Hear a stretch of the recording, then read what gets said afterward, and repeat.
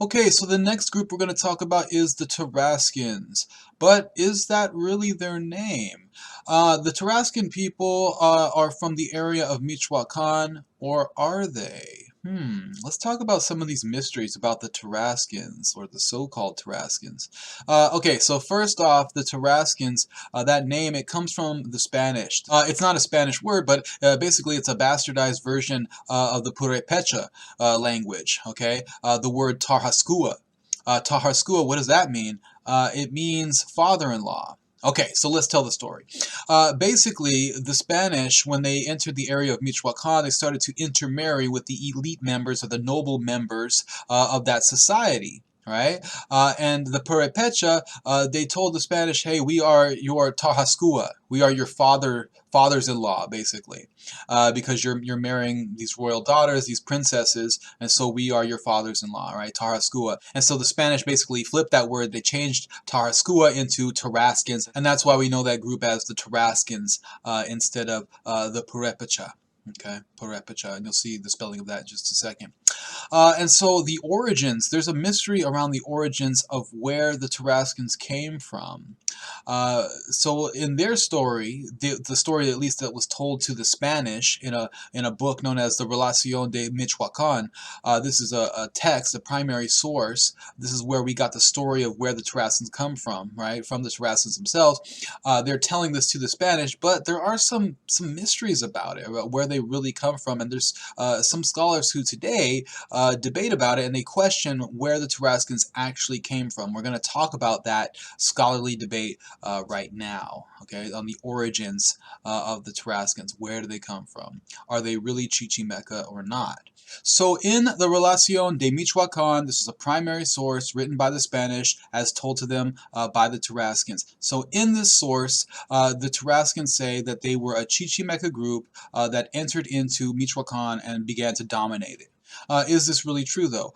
There are some scholars who doubt this. Why? Because the ruling class didn't actually speak a Chichimeca language. They spoke the language of the local people, the Purepecha. All right, the Purepecha language. So they spoke that language, and they didn't speak Nahuatl, which is the language of the Chichimecas, right? So they didn't speak Nahuatl; they speak the local language, and so they're kind of wondering, are these people really Chichimeca? So ultimately, there's a scholar by the name of Helen Pollard who argues that the Tarascans actually weren't Chichimeca at all. They just claimed to be. Why? Why would they want to claim that? Because it was a way from separating them from other high-ranking noble families amongst the Purepecha. Right? So it was a way to separate themselves and say, no, we are part of this Chichimeca group. And why? Why the Chichimeca? Because the Chichimeca have a reputation for being great warriors. Right? Especially with the rule of the Toltecs, who were Chichimeca, you want to be connected with that, right? You want to be connected to the Toltecs and other Chichimeca groups who are known for being great warriors. So if you claim to be Chichimeca, then you're saying, hey, I come from this background of great warriors and great leaders. Okay, and so the idea is that this ruling family in the Purepecha claimed Chichimeca heritage in order to have claims to that background, right?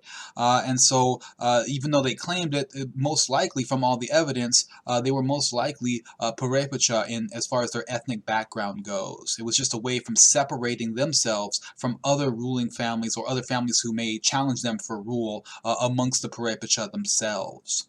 Okay, so Pollard basically is arguing that the Purepecha were not Chichimeca, that what they told the Spanish was a lie in the Relación de Michoacán, that they weren't Chichimeca, that was just their backstory in order to separate themselves from other leading families amongst the Purepecha, right? Because they didn't speak the Chichimeca language. Now, there is other evidence that shows that the Purepecha came from elsewhere, not from central Mexico, not from north of central Mexico, but from South America. Okay, why? It's because of the language itself, the Purepecha language. It doesn't sound like any other language in Mexico. right? Nahuatl, that is one of the major languages that you find in Mexico. But the Purepecha, totally different language. Their language is more akin to what you would find in South America amongst the Quechua, or perhaps another tribe from Colombia, the area of modern-day Colombia, known as Chibcha. Okay, but either way, the Purepecha language, it shows more of a relationship to languages that come from South America than it does languages from Mesoamerica. So the language itself is one of the indicators that the Purepecha or the Tarascans didn't actually come from Mesoamerica. Another example or piece of evidence that we have that they came from elsewhere is their stonework. Okay, the way that they worked with stone. The type of stonework that they had, we have an example here, these large stones that are cut and fitted together, custom made. That type of stonework is what you would see amongst the Quechua or the Incas, like in places like Machu Picchu in Peru, where the stones are cut in specific angles, custom made to fit precisely with each other, closely with each other. That type of stonework you don't see so much in Mesoamerica. That's coming from South America. So that type of stonework that you would see in the capital of the Tarascans is an indication that maybe they came from South America, because you don't see that type of stonework in Mesoamerica. And finally, there's other Spanish documentation that shows that possibly there was contact between South America and the area of Michoacan. And so this piece of documentation comes from the royal accountant who was working for Cortez. All right, so this is different than the Relación de Michoacán. Right, this is a different source. And so this source was written by a man named Rodrigo de Albornoz. Right, so he's a royal accountant, and so he relates a story of how local people told him that there would be tribes coming from an island to the south or land to the south who came up in large canoes, and they would visit and they would trade in the area, and sometimes they would stay for several months. And so this sounds like, okay, there's contact coming from people to the south. Okay, and they have these large canoes, and possibly, since this contact is already established, that maybe these people had been coming up from the south earlier, and there was a migration, and maybe that's where the Purepecha originally came from before they colonized western Mexico in Michoacan. And so this is interesting. You know, this is what scholars do. They have a number of different interpretations of the sources. They come up with their theories, and sometimes they conflict with each other, right? So you have some scholars, especially, you know, farther in the past, older historians who would take the Relación de Michoacán at face value, right? Meaning that they believe the story that the Tarascans told the Spanish originally about their origins, that they were a Chichimeca tribe. Then you have more recent scholars who will debate against that or counter that argument, and some will say that they came from South America.